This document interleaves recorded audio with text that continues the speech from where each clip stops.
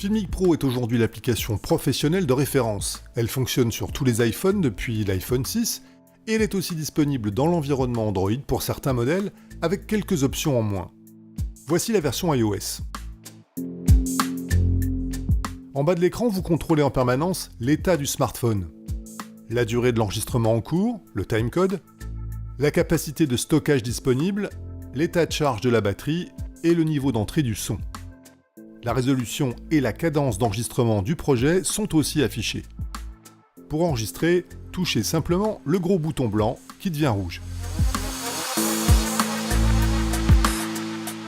Déplacez le réticule carré à l'endroit où vous souhaitez que l'image soit nette, et le réticule rond à l'endroit où vous souhaitez que la lumière soit mesurée et ajustée automatiquement. Touchez chaque réticule pour verrouiller son réglage. Vous pouvez également opter pour le mode focus automatique en faisant une double tape sur le réticule carré.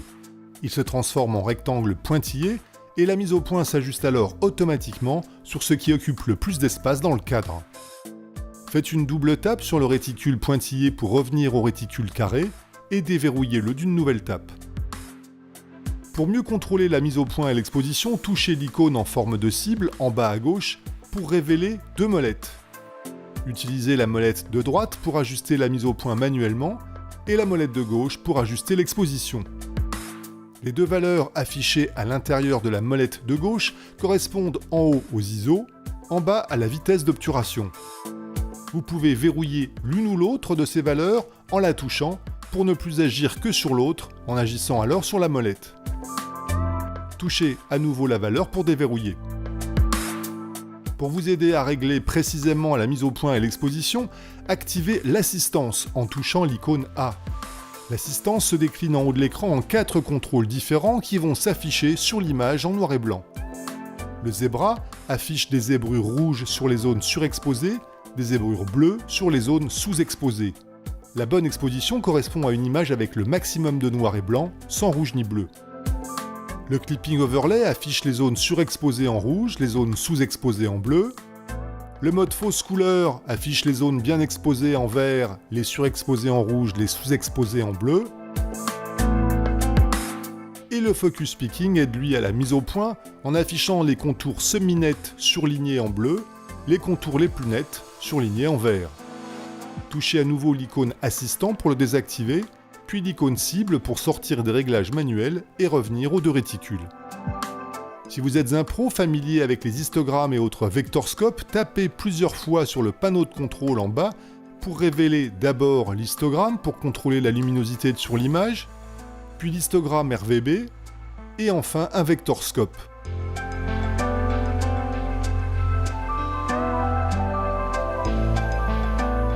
Tapez une 4e fois pour revenir à l'affichage du timecode. Le curseur à droite de l'écran pilote le zoom numérique.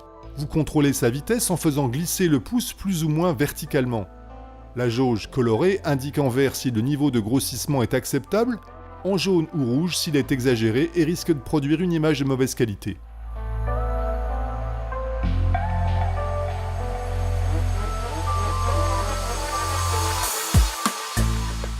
Filmic permet de mémoriser deux valeurs de mise au point afin d'effectuer un flou net en passant de l'une à l'autre. Déplacez la molette pour faire le point sur la première zone et touchez le repère central afin de mémoriser le point. Déplacez ensuite la molette pour faire une deuxième mise au point sur une zone plus proche ou plus éloignée et touchez le repère central pour mémoriser cette deuxième valeur de point.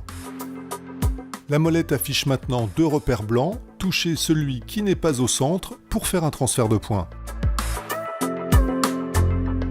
Pour régler la vitesse de ce transfert de points, balayez l'écran depuis le bord droit vers le centre et déplacez le curseur vers le haut pour un transfert de points rapide, vers le bas pour le ralentir.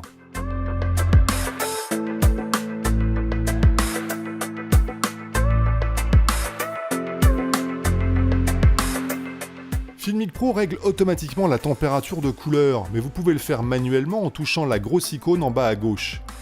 Les professionnels placent généralement une feuille blanche devant l'objectif avant de toucher le bouton AWB pour verrouiller, en rouge, la balance des blancs. Vous pouvez aussi choisir un des pré-réglages en fonction de l'éclairage ambiant.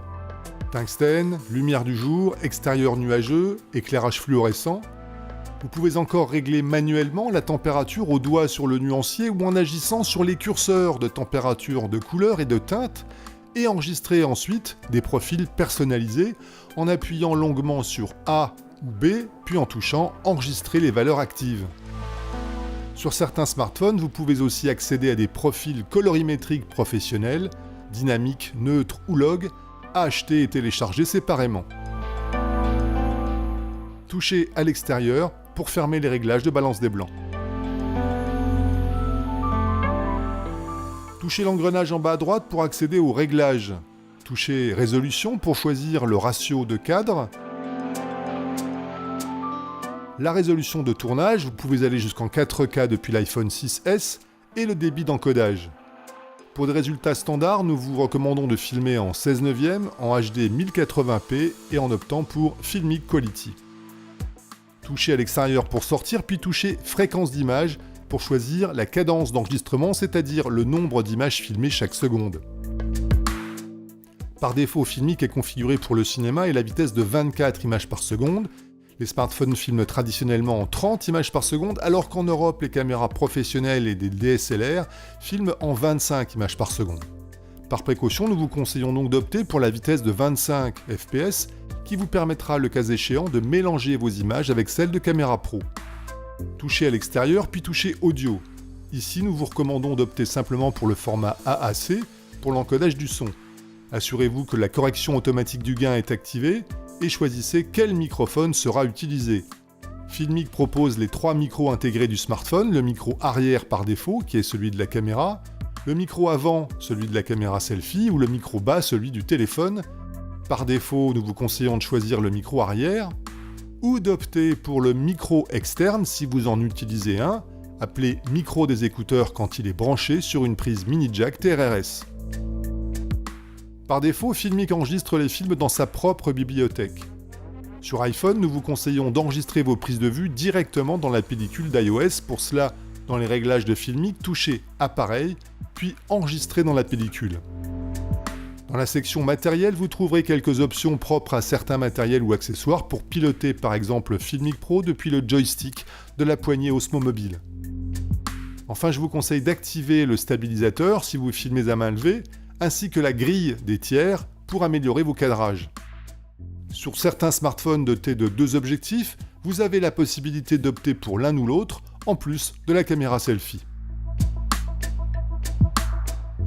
Et pour ne pas avoir à refaire tous ces réglages à chaque utilisation de Filmic Pro, touchez Pré-réglage, puis Enregistrer les paramètres actuels en tant que pré-réglage. Nommez ce réglage, qui sera maintenant activé par défaut quand vous utiliserez l'application. Touchez l'écran pour sortir des réglages.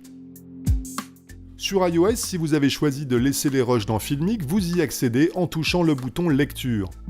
Touchez un rush pour l'ouvrir, puis le bouton Lecture pour le lire, les ciseaux pour le couper, les curseurs pour retoucher a posteriori exposition, contraste, balance des blancs, saturation ou teinte, le bouton compression pour réduire son poids, ou le bouton d'envoi pour l'exporter ou le partager.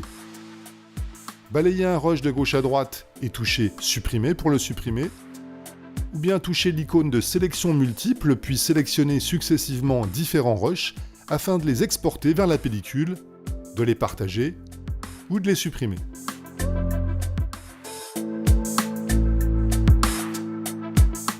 Contrôlez le niveau du son avec l'indicateur visuel. Les couleurs indiquent la qualité du signal audio. En vert et au milieu, le niveau est parfait. S'il monte dans le jaune ou le rouge, c'est qu'il sature. Pour éviter cela, quel que soit le type de microphone que vous utilisez, un micro externe ou le micro intégré du smartphone, glissez simplement le doigt sur la jauge pour régler le niveau d'entrée. Voici pour l'essentiel de Filmic Pro. Maintenant, à vous de filmer.